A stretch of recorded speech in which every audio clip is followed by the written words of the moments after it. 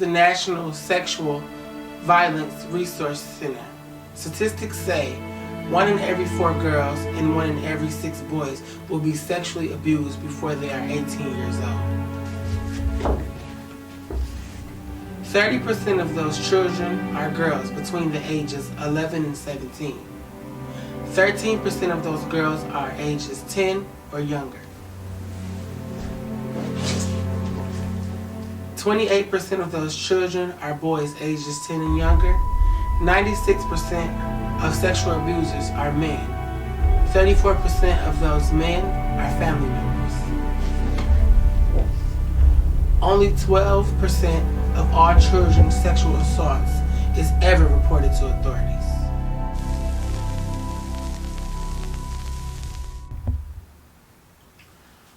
All right, so I remember being younger, living with my mom, and I just remember, everywhere she went, she took me with her no matter where it was, to the grocery store, shopping, anywhere. It's just like we was like inseparable. Like I was her best friend, she was my best friend. I just remember going everywhere with her. She was like somebody, even though I was young, she was somebody that I looked up to and somebody that I just really loved, and like genuinely, like I never felt that about a person now, and it's just, she was very special to me. I remember the day that I found out she was in the hospital. I was in the bed. I woke up in the bed with my uncle, one of my uncles, and I remember peeing on myself, and I remember him waking up to me, I'm about to whoop you because you peed all over my leg or something like that. And I just remember, I don't even remember going up to the hospital. I don't remember nothing like that. But I remember the funeral. Like I remember her laying in a casket or whatever I thought it was when I was younger. I remember her laying in there. I just remember me running around the funeral, not understanding what was going on, what was happening. And I just remember me looking at her like, this not her. Like is she asleep? Why she look so small? Why she look short? Because she was laying down. And I do also remember going up to the hospital, seeing my little brother. Well, at the time I didn't know who he was. I just saw a little baby hooked up to some big oxygen tanks. And I'm just like, I hope we're not bringing him home. Like, what y'all doing? Like, why are we up here to see this, this little boy? Like, what's going on? Like, because I was the only child. And so I just remember, the next couple of days or the next couple of months, us bringing him home. He was so small, about this big, hooked up to big oxygen tanks about this tall. And I remember me being jealous because he was getting all the attention. And I remember me slapping him like 3 times in the face. He was a baby, but I remember me slapping him because I'm like, he getting too much attention. This is my show. Like, what's going on? And I remember him crying. I got a whooping like at least about 5 of my family members. Like, why would you whoop him, this and that? And that was that. And then like, the next, I want to say, the years, I want to say it just happened like within the next year or next couple of months. I remember I just remember basically being in a room with one of my relatives, and he was like asking me to like do stuff with him and whatever. And I remember this one time in particular, him like forcing me to like do something with him, like touching him inappropriately, doing stuff. But at the time, I didn't know what it was. I just thought that I felt like it was right. You're a little child. You're thinking, oh well, I ain't never did this before, but maybe this was right. Maybe this was he telling me to do. And I just remember like me waking up. I would say that night, my grandma. I don't want to say that night, but it was like I did something bad and I ended up getting a whooping or something.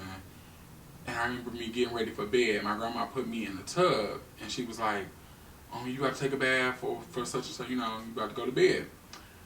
I got in the tub and I remember basically me complaining of like my butt was hurting and stuff like that. And I just basically, I don't know if it was from him. I'm assuming it was from my relative doing what he did to me. And I'm sorry, hold on. I'm getting emotional.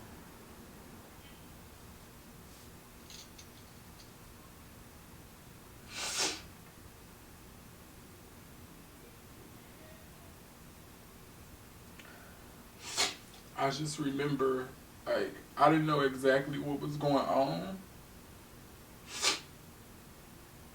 but I knew it wasn't right because I had never did this before with a relative or, somebody close to me, but I knew it wasn't right.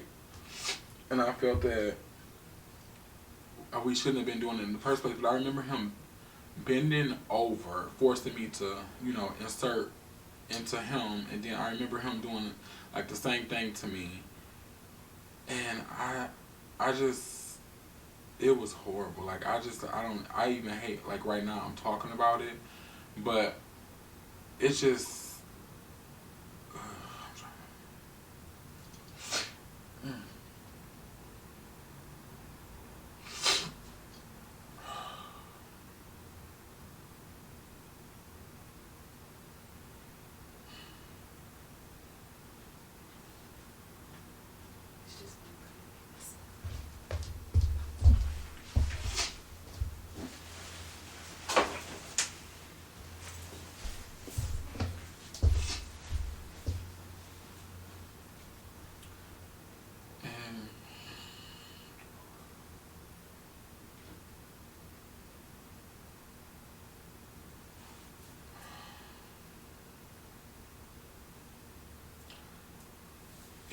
and it was like multiple things that happened, but that was one in particular.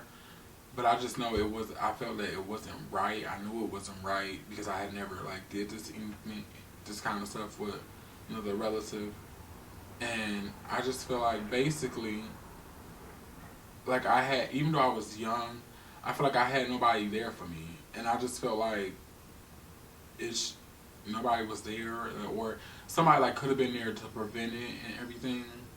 It just made me feel like I had nobody. Like, even though like you'll be in a room full of people and you still feel like, well, dang, I'm by myself. Like, do I really trust these people, or who was these people? Because you don't know who is who. Going through that at such a young age. And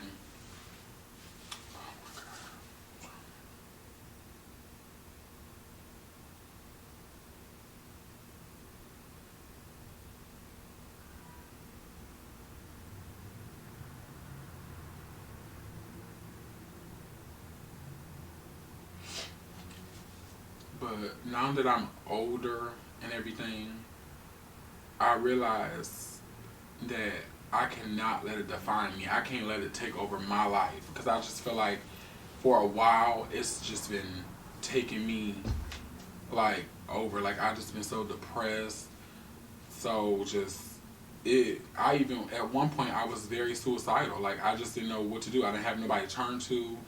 I just didn't have nobody. I just feel like because my mom was dead, she was like I didn't have nobody. I just feel like I didn't have my best friend there. And again, my brother was younger than me, so I didn't have nobody to talk to, but I always was very protective over him because I just didn't want anybody to touch. I didn't want the same thing to happen to him, what happened to me, because I just knew how it would change your life. Like, honestly, has been like one of the worst things that's ever happened to me.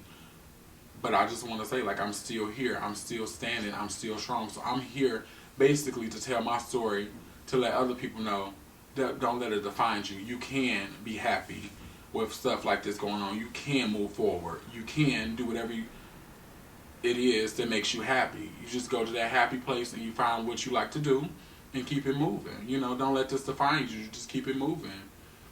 And we go from there. I mean, not saying that I'm perfect, not saying that I don't struggle with this stuff every day.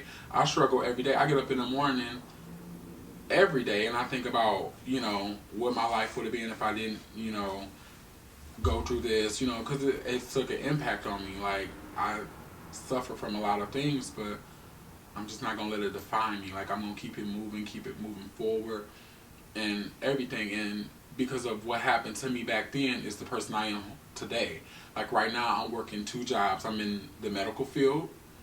I'm currently in nursing school right now, and I'm also running a dance team with, something that I love to do with my brother. And I just thank God that he has brought me this far, because without him, I wouldn't have got this far. And I'm not saying I'm where I want to be, but I'm definitely headed down the right path, and I'm going to continue to grow and to continue to be here and to just continue to be strong. So I'm telling my story just to basically help someone else out. Speak out. If something's happening to you or you have been through something, speak out. Let people know. You know what I'm saying? It's time. It's time to speak out. Don't be silent. Speak out. Let somebody, if you're hurting, go get help for it. Because it's time to speak out. It's time to get help for whatever you've been through. You're not alone. I'm here. I'm a survivor, and I'm going to continue to stand strong. So I just want you to know, I'm here for whoever. Sexual assault is never your fault. Don't let it defeat or define you. No longer be the victim. You can be the survivor. You can tell your truth just like I did. Not too late to speak up. Call 1-800-656-HOPE. That's 1-800-656-4673.